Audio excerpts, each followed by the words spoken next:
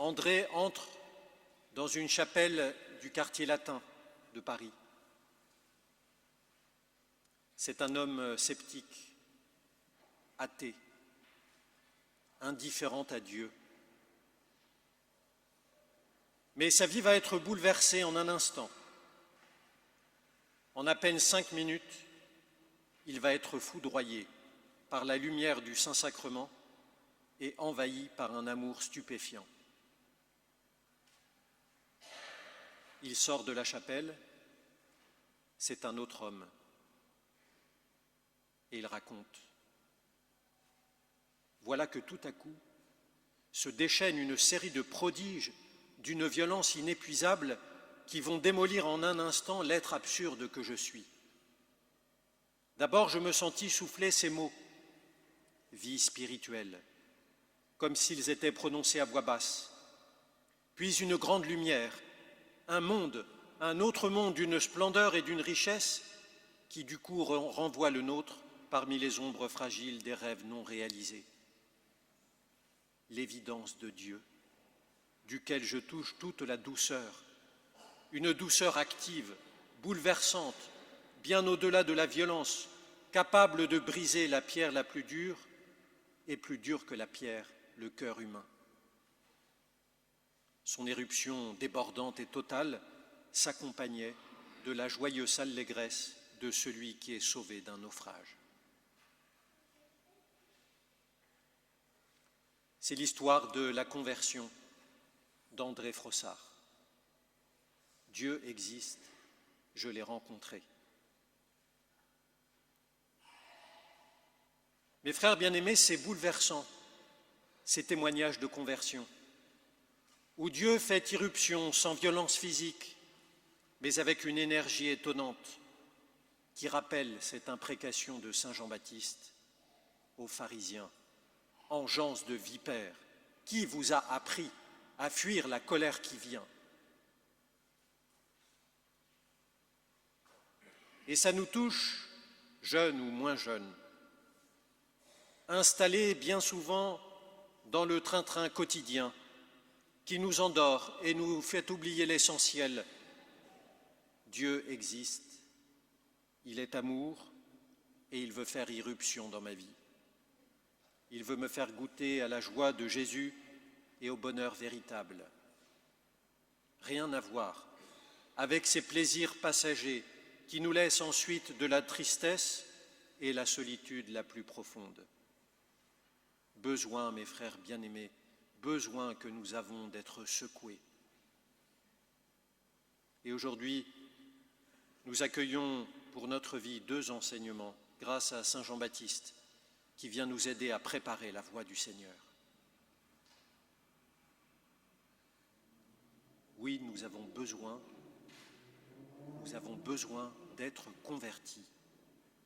Même si nous sommes chrétiens, que nous allons tous les dimanches à la messe, notre cœur, nous le savons bien, est souvent dur, incapable d'une prière amoureuse avec Dieu, insensible quelquefois à la souffrance de l'autre. Convertissez-vous, aplanissez vos chemins pour le Seigneur, car il est proche, celui qui vient. Me convertir, c'est d'abord m'éloigner de mes conduites mauvaises, mes habitudes de colère, d'impatience, de critique, de paresse ou d'impureté. Me convertir, c'est ensuite commencer à imiter Jésus dans la pratique d'une vertu, s'exercer à de simples actes de générosité, de patience, de bienveillance, de tendresse et aussi de pardon, de maîtrise de son corps et de ses sentiments. Tout cela en se mettant nécessairement à l'école de la prière. 5 minutes par jour, est-ce beaucoup demandé? 5 minutes à dédier à mon Seigneur, à mon Dieu, à mon Sauveur, en cette période de l'Avent. Besoin que nous avons de conversion, mais nous savons que c'est dur de se convertir C'est dur de changer.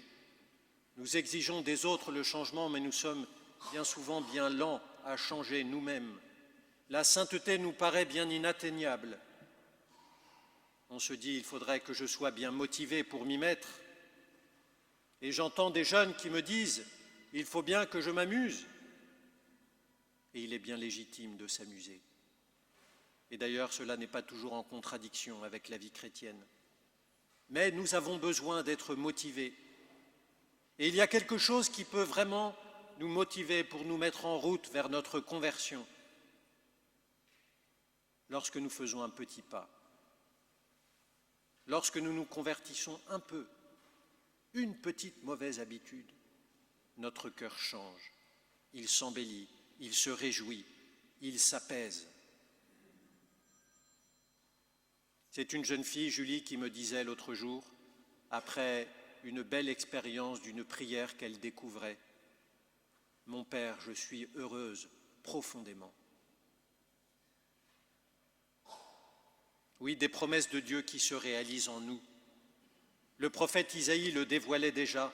« Sur toi reposera l'Esprit du Seigneur, esprit de sagesse et de discernement, esprit de conseil et de force, esprit de connaissance et de crainte de Dieu. » Pour qui accepte de prendre Jésus au sérieux?